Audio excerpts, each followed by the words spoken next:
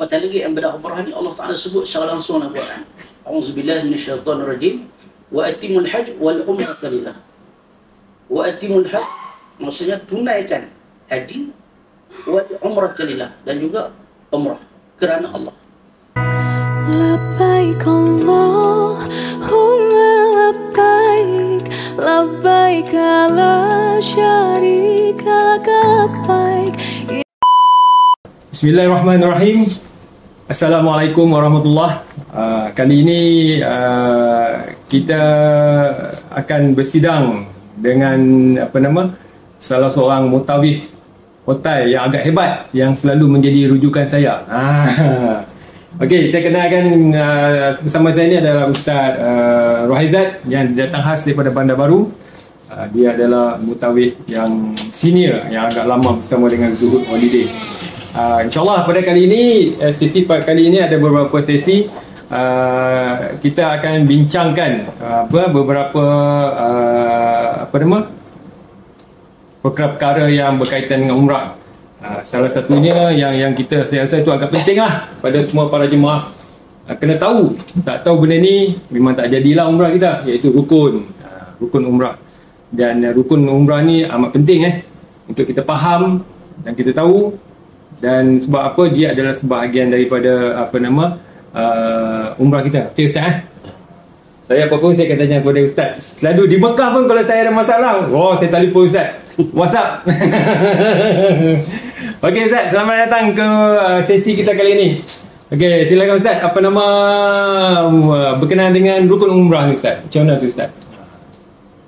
Terima kasih. Assalamualaikum warahmatullahi wabarakatuh. Waalaikumsalam. Alhamdulillah rabbil alamin wa bihi nasta'in wa fi umuri dunya waddin wa ala alihi wa sahbihi ajma'in. Amma ba'd. Yang dihormati dan dikasihi moderator kita, Syekh dia kan? Syekh Syukri kita, yang tak asing lagi bagi kita, orang lama di dalam zuhud. Alhamdulillah. Jadi pada petang ni insya-Allah sedikit perkongsian lah dengan tuan-tuan para jemaah Dhaifur Rahman yang dirahmati Allah sekalian. Pertama sekali berkaitan dengan apabila kita nak melaksanakan ibadah, bukan saja ibadah umrah, bahkan ibadah-ibadah lain, perkara asasnya ialah ilmu. Ya, betul Ustaz. Perkara asas adalah ilmu. Jadi apabila kita sebut tentang ilmu ni, sudah tentulah kena ada guru. Ya. Jadi dalam melaksanakan ibadah umrah ni tentulah kita ada mutawif. Yang mana mutawif ni insya-Allah kesemuanya adalah orang yang telah terlatih dari sudut pelaksanaan manasik umrah, dan juga sudah tentulah di kalangan para asatizah, orang yang ada pengalaman di kalangan ustaz-ustaz. Jadi insya-Allah semoga dengan panduan yang ditunjuk ajar oleh para mutawif kita, insya-Allah saya yakin tuan-tuan Dhaifur Rahman yang dirahmati Allah sekalian akan mendapat umrah yang makbulah insya-Allah. Jadi di sini sukalah saya berkongsi dengan tuan-tuan, puan-puan para jemaah sekalian, iaitu perkara asas yang paling penting seperti yang telah disebut oleh Syekh kita tadi, iaitulah berkaitan dengan rukun umrah. Jadi tuan-tuan, seperti mana saya akan buat contoh lah bila sebut tentang rukun ni. Sebab bila kita nak melaksanakan ibadah umrah ni, kita sebut rukun, maka ada persamaan. Yang paling dekat dengan kita ialah solat. Ya. Dalam solat ada rukun. Bahkan kita faham bahawa apabila solat kita tidak dilaksanakan dengan sempurna dari segi rukunnya, yang kita panggil rukun 13, maka apa akan jadi kepada solat kita? Tentulah batal, dan solat kita tak sah, walaupun salah satu daripada rukun tu kita tertinggal. Jadi samalah halnya dengan kita nak melaksanakan ibadah umrah. Apatah lagi ibadah umrah ni Allah Taala sebut secara langsung dalam Quran. Auzubillahi minasyaitonirrajim. Wa atimul hajj wal umrata lillah. Wa atimul hajj maksudnya tunaikan haji, wal umrata lillah, dan juga umrah kerana Allah. Jadi fokus kita apabila kita melaksanakan ibadah umrah ni tak lain tak bukan adalah kerana Allah. Bila kita nak melaksanakan sesuatu ibadah itu kerana Allah Subhanahu Wa Taala, maka sudah tentulah kita kena ikut apa yang Allah Subhanahu Wa Taala garis kepada kita. Dan garis kepada kita itu adalah sebagai disiplin ibadah kita. Terutama sekali perkara yang berkaitan dengan rukun. Jadi tuan-tuan, puan-puan Duyuf Rahman yang dirahmati Allah sekalian. Jadi apabila kita sebut rukun ni, kita dah fokus dah. Biasanya kalau kita nak melaksanakan ibadah umrah ni, kita dah, orang kata apa, sikit sebanyak tu kita dah ambil maklum lah berkaitan dengan rukun ni. Jadi kita semua maklum bahawa rukun umrah ni dia ada 5. Jadi tuan-tuan, saya petang ni sebenarnya saya nak fokus kepada umrah sajalah. Kalau saya sebut berkaitan dengan haji, nanti tuan-tuan akan jadi kelabu sebab dia banyak lagi. Walaupun sebenarnya dari segi rukun tu dia tambah satu lagi wukuf. Tapi bila kita masuk membicarakan tentang haji, dia akan jadi banyak benda. Jadi sebab tu saya tak mau campur aduk supaya tuan-tuan dan puan tidak celaru. Dan saya pun nak bagi penjelasan barangkali lebih mudahlah sikit kepada tuan-tuan. Jadi saya fokus kepada rukun umrah itu. Baik, pertama sekali rukun umrah iaitulah niat. Yang kedua, melaksanakan tawaf ataupun kita kata menggunakan ibadat tawaf. Yang ketiga, sa'i. Yang keempat, tahlul. Yang kelima, tertib. Tertib tu duduklah, tapi sangat penting. Tu. Dan situ juga berbeza dengan haji lah. Kalau haji dia ada yang hulu kendian, kata orang Kedah lah. Sebab kita orang Kedah bahasa kenegerian kita tu kan. Jadi apabila kita sebut bahawa 5 rukun ni, makna kata kena bagi sempurna 5 rukun ni. Jadi pertamanya niat. Niat ni pun kalau kita nak urai lebih panjang tu, dia panjang lah kan. Niat ni di hati kan. Niat tu di hati. Dan niat adalah merupakan rukun di dalam melaksanakan ibadah Allah. Baik, kena faham elok. Pertama sekali niat. Okey. Tempat kita nak niat tu lain pula. Tempat tu di miqat dia panggil. Dia panggil di miqat. Dia tak boleh sembarangan Ustaz kan? Tak boleh, tak boleh. Itu kena jaga. Cuma ada kita kata jalan penyelesaian lah. Misalnya kalau sekarang contoh mudah saya ambil penerbangan kita daripada Malaysia. Dan kita akan masuk ke Tanah Haram, Mekah. Maksudnya kita akan masuk Mekah untuk melaksanakan ibadat umrah. Baik. Kita akan melalui satu kawasan, biasanya atas kapal terbang lah, atas flight. Lebih kurang 93 km sebelum kita masuk Jeddah. Atas penerbangan akan dimaklumkan oleh para mutawif bahawa tuan-tuan dan puan, kita akan jatuhkan niat. Dan niat itu ialah di miqat, nama dia Qardun Manazil. Qardun Manazil ni dia biasanya jemaah umrah ni dia ada 2 kali lah biasanya. Kalau kita pergi ziarah ke Taif, kita akan melalui Qardun Manazil juga. Tapi hak tu beza dia darat, hak tadi udara. Ruangan udara. Jadi bila kita melalui ruangan udara dan kita melalui Qardun Manazil adalah salah satu tempat miqat yang pernah dilakukan oleh baginda Nabi SAW. Makna kata bila kita melepasi dia sedangkan kita tak niat. Okey. Jadi bila tak niat, sedangkan niat itu rukun. Cuma beza dia bila kita tak niat di Qardun Manazil, miqat itu termasuk dalam wajib umrah. Jadi bila wajib umrah, dia ada dua cara lah untuk kita nak orang kata nak bagi sah juga ibadah umrah kita. Ada 2 cara kata ulama. Pertama sekali ialah kita patah balik. Itu orang kata mustahil lah. Itu kena orang patah balik. Mustahil lah pada adat. Pasal kita atas penerbangan takkan nak patah balik. Memang kena. Tapi kalau misalnya dari sudut hukum, dia boleh patah balik. Ni nak cerita bab hukum. Bab adat memang tak boleh lah. Syukri memang tak boleh. Tapi dari sudut kita kata hukum, makna kalau dia nak selamatkan umrah dia, dia patah balik patah balik sampai dekat miqat tu dia niat balik. Jadi selesai masalah. Dia masuk tu jadi tak kena bayar denda, tak kena bayar dah. Itu. Yang keduanya, bila dia terlupa ataupun dia tak niat di Qardun Manazil, dia masih ada peluang untuk menyempurnakan ibadah umrah, tetapi syarat dia kena bayar dam. Itu dia. Dan dam dia panggil tartib wa takdir. Dam ni dia ada 4. Tu saya kata bila sentuh persoalan umrah ni dia akan jadi luas. Dia akan jadi luas. Walaupun kita bincang berkaitan dengan rukun saja, tapi sebenarnya dia ada kaitan dia tu. Tu. Jadi bila ada kaitan tu, dia akan makna kata, kalau pada saya secara peribadi, saya suka juga sentuh sikit sebanyak supaya makna kata kita tahu bahawa bila kita nak melaksanakan ibadah umrah ni sebenarnya dia ada kaitan. Tu yang kata ilmu tadi tu, yang saya sebut di awal tadi.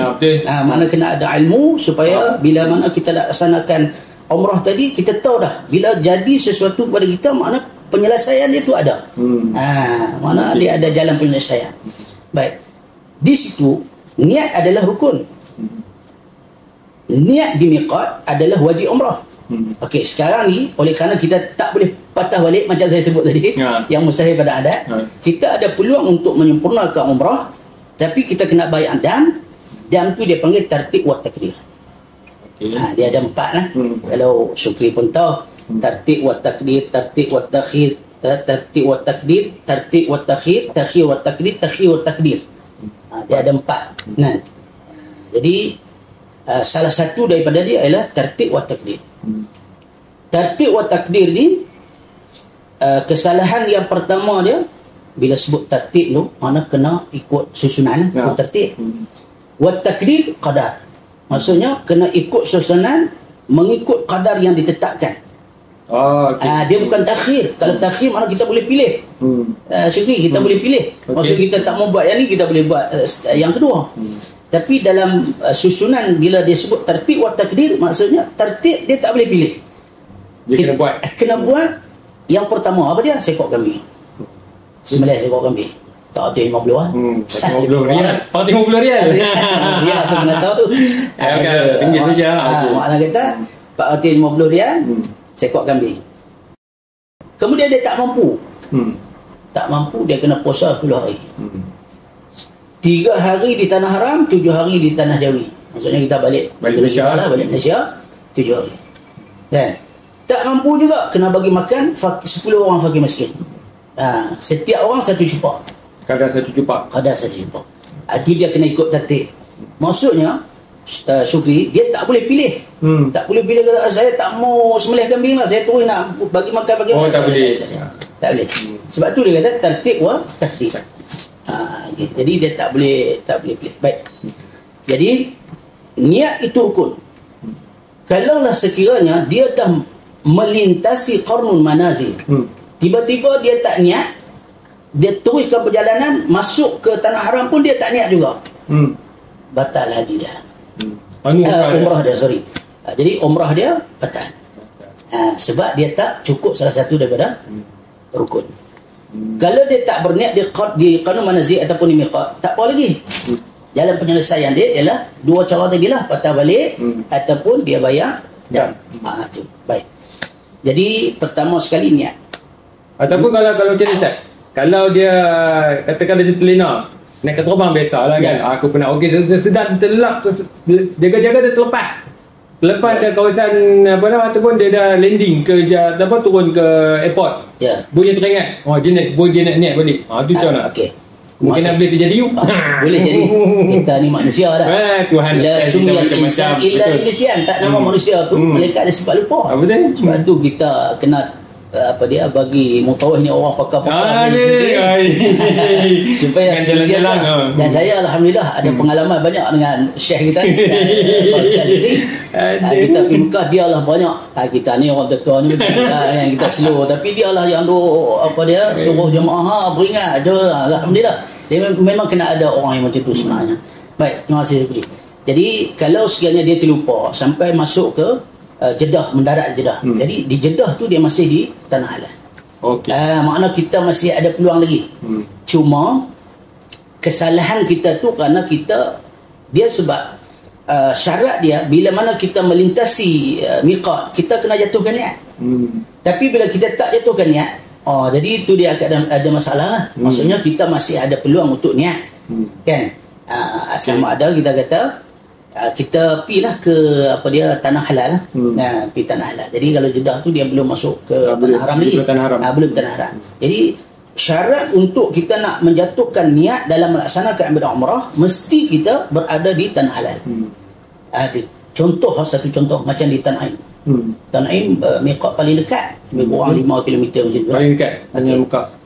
Antara kesilapan yang boleh dikatakan kerap dilakukan oleh jamaah, barangkali mungkin mutaif dah maklum benda tu, tapi mungkin manusia ni dia terlepas pandang kadang-kadang. Okay.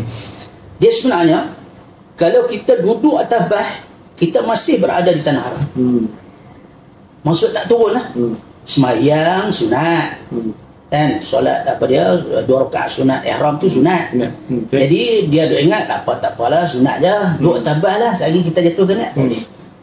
Tan'im dia mesti turun. Mesti turun. Dia ada satu macam satu apa dia sepadan tu, dia kena masuk ke belah masjid tu. Dia kena duduk dalam masjid, baru dia tanah halal. Bas parking dekat tanah haram. Ya. Dia parking tanah haram. Jadi masalah dia, kalau sekiranya dia tak jatuhkan niat di tanah halal, maka tak sah. Tak sah. Itu kita takut lah. Bahaya tu. Bahaya. Dia sebab apa kata bahaya? Sebab bahaya dia tu, dia berkait banyak benda. Pertama sekali sebab dia dalam ihram. Terikat dengan 13 bantal larang. Banyak benda. Masya Allah. 13 bantal larang ni bukan main-main. Bukan main-main. Kan? Jadi terikat dengan 13 bantal larang.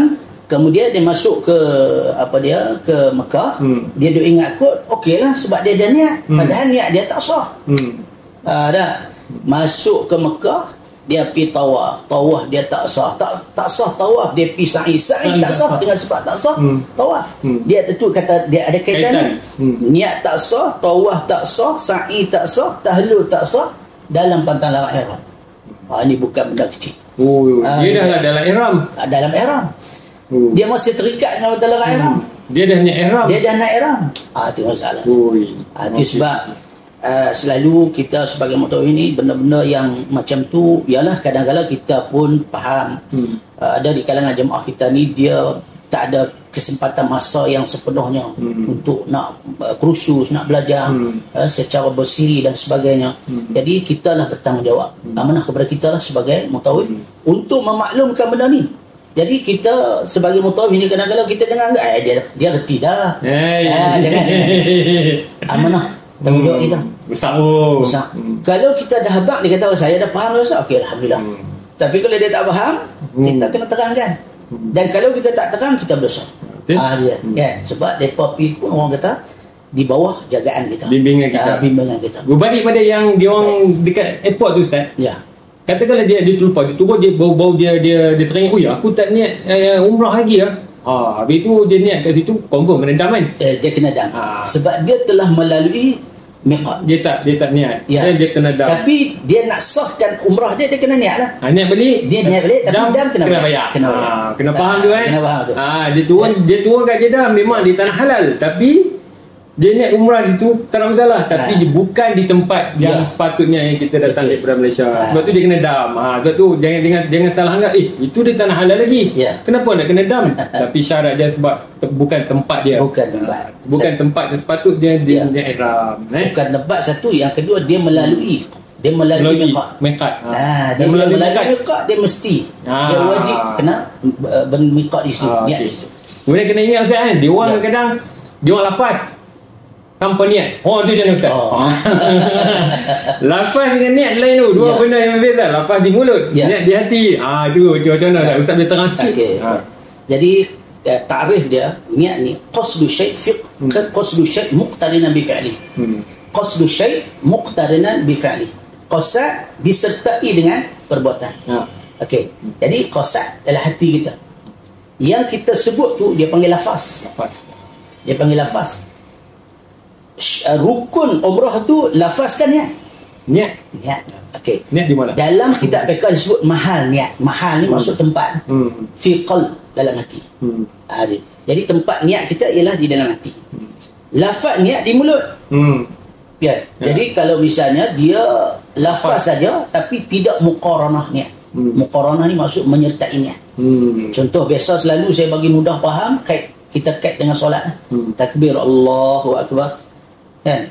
Waktu takbir tak muqaranah niat. Tak sah. Sebab niat itu di hati adalah rukun. Yang paling utama. Yang paling utama. Nombor satu. Yang kita kata Allahu Akbar itu lafaz. Itu lafaz. Kan? Dan lafaz itu juga salah satu daripada rukun lah kalau dalam solat. Kan? Sebab solat ni takbir itu adalah rukun. Baik. Kalau dalam kita melaksanakan ibadah umrah, maka bila kita niat dalam hati baru dikira. Kalau kita lafaz saja tak hadirkan niat, tak muqarranah niat, maka makna kata yang tu bukan niat. Okey. Kemudian dia orang okey, kadang-kadang saya rasa mungkin jemaah akan bertanya, aku nak cuba nak lafaz bahasa Arab ni aku tak reti. Ya. Aku lafaz dalam bahasa Melayu saja aku nak umrah itu kan. Tapi dalam masa yang sama kalau dia lafaz dia tak melalui niat. Ya. Tak jadi kan? Tak jadi. Dia kena lafaz gitu. Okey. Ustaz terang sikit. Lafaz ni dia tak ada masalah. Cuma sunnahnya kita lafaz dalam bahasa Arab.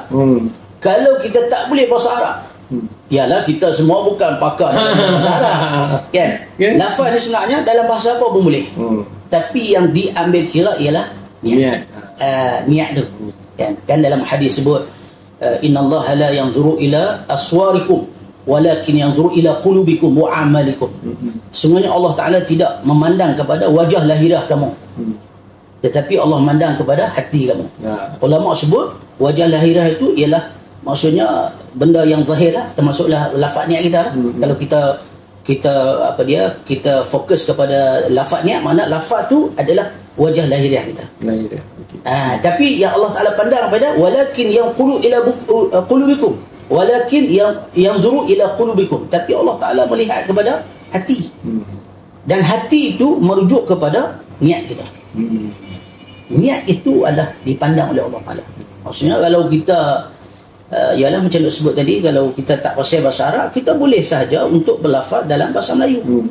Bila kita berlafaz dalam bahasa Melayu, pastikan waktu lafaz itu mesti niat sama. Dia dalam kitab fiqh dia panggil muqaranah. Maksud menyertai niat. Saja aku mengerjakan umrah, saja aku mengerjakan berihram, saja aku berihram untuk melaksanakan ibadah umrah kerana Allah Taala. Jadi maksudnya bila kita hadirkan niat dalam hati, itulah kira ada. Dia beraja automatik lafaz dan niat. Ya. Okay, faham clear saya faham kot. Okey, nombor 2 Ustaz. Yang nombor 2 apa? Lepas niat kita pergi pada tawaf. Tawaf ya. Tawaf tu Baik, jadi tawaf seperti yang kita sedia maklumlah, sebab bila sebut tawaf ni di mana? Orang tahu dah tawaf ni mesti Kaabah. Betul. Sebab tu kita kata dia mesti ada kaitan dengan pengenalan awal kita kepada Kaabah. Betul tak? Betul. Sebab bila kita sebut tawaf, hang tawaf di mana? Ni bahasa orang Kedah. Hang tawaf di mana? Tawaf di Madinah. Tak boleh. Tak boleh. Tawaf mesti di Mekah. Di Mekah, di Kaabah. Di Kaabah. Dalam masjid luar daripada Kaabah. Itu syarat. Syarat sah tawaf. Luar daripada Kaabah, dalam Masjid Haram. Kalau dia tawaf kat luar, mau bersama kat Jalan Ibrahim Khalil, tak boleh. Luar masjid. Okey, konon-kononnya luar masjid tu. Dalam penuh aku nak luar tawaf besar. Konon-konon dia berani pun tak boleh. Okey, jadi bila kata tawaf, mestilah kita tawaf di tempat yang ditetapkan. Kaabah. Baik. Kaabah ni dia ada benda-benda yang kita kata wajib kena tahu. Kaedah dalam fiqh disebut la yatimul wajib illa bihi fahuwa wajib. Tak sempurna yang wajib melainkan dia jadi wajib. Walaupun asal kita tak perlu tahu sudut Hajar Aswad, sudut Iraqi, sudut Syami, sudut Yamani, walaupun asal kita tak perlu tahu, kita cuma tahu tak mana kita nak jatuhkan niat waktu kita nak mulakan tawaf. Itu asal. Okey. Kaedah sebut tadi la yatimul wajib illa bihi fahuwa wajib. Tak sempurna yang wajib melainkan dia jadi wajib. Oleh kerana kita tak tahu, maka kita tak boleh nak menyempurnakan tawaf kita dengan sempurna. Maka kita kena tahu. Jadi bila kita kena tahu itu, maka timbullah hukum kata wajib kena tahu. Pertama yang paling penting sekali ialah sudut Hajarul Aswad. Itu yang paling utama. Paling penting. Yang tu nanti kita masuk bab tawaf. Okey, berbalik pada niat tadi. kita ada niat. Kemudian ada satu lagi yang rasa para penonton dia akan nak tahu, niat bersyarat. Ini biasanya adalah kepada orang perempuan lah. Ya. Orang perempuan. Niat bersyarat ni sebenarnya bukan kita tertumpu bila niat bersyarat orang kata, "Oh, ini untuk perempuan je." Kan kata tak ustaz kan. Ya. Kadang-kadang kita pun orang lelaki ni pun bila ada keuzuran, Ya. tiba-tiba atas kebetulan dia macam tak sihat. Itu mungkin ustaz boleh terang lebih detail sebab kita ada niat penuh, dan satu lagi adalah niat bersyarat. Niat bersyarat ni penting juga. Macam mana ustaz? Baik, jadi berkait dengan niat bersyarat ni sebenarnya pada asalnya tak ada. Oh, okey. Oh, Itu asal dia. Asal dia lah. Asal dia tak ada. Okey. Terkejut aku dengar. Asal dia niat bersyarat ni tak ada. Yang ada niat ialah niat yang biasa. Niat Yang biasa. macam tadi. Satu je niat. Satu je.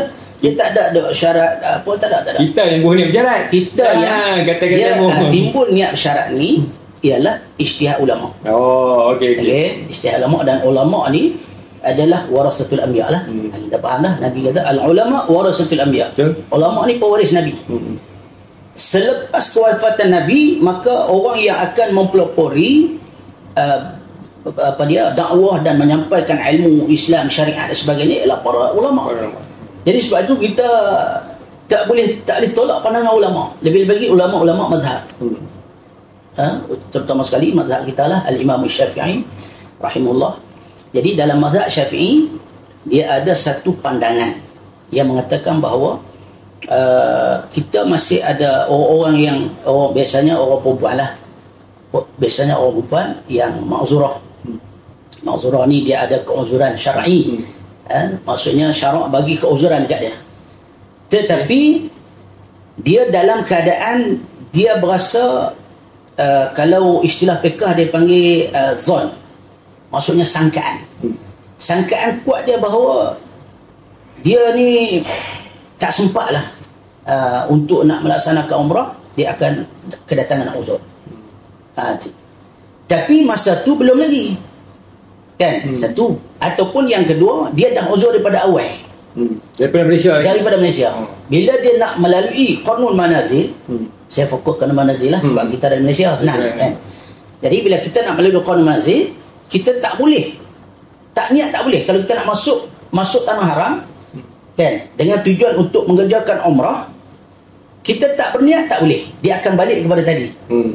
Kena bayar dam. Okay. Jadi untuk mengelak daripada kena bayar dam, dia ada kaedah dia panggil rukhsah. Rukhsah ni maksud keringanan yang dibenarkan oleh syarak. Kan? Cara dia macam mana? Ialah kita ada kebenaran untuk kita jatuhkan niat secara bersyarat. Iaitu bagi orang perempuan lah biasanya, ataupun boleh juga kepada orang yang orang tua yang uzur.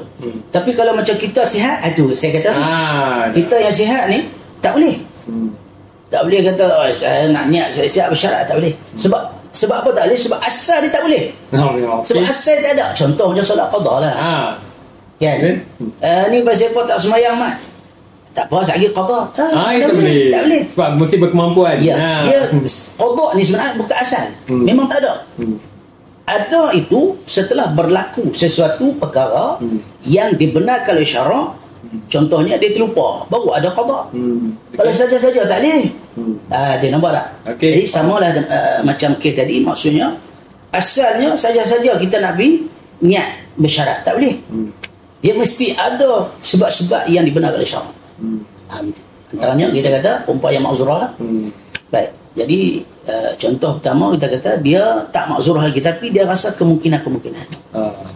Jadi di situ dia ada panggil rukhsah, maksud keringanan apabila dia yakin kemungkinan itu datangnya musyaqqah, kepayahan. Payahan bagi dia. Nanti takut dia kena bayar dan apa sebagainya. Jadi dia nak elak begitu, maka dia berniat syarat. Niat syarat dia ialah macam biasalah kalau niat lafaz Arab, macam biasa nawaitu umrata wa ahramtu biha niat dalam hati.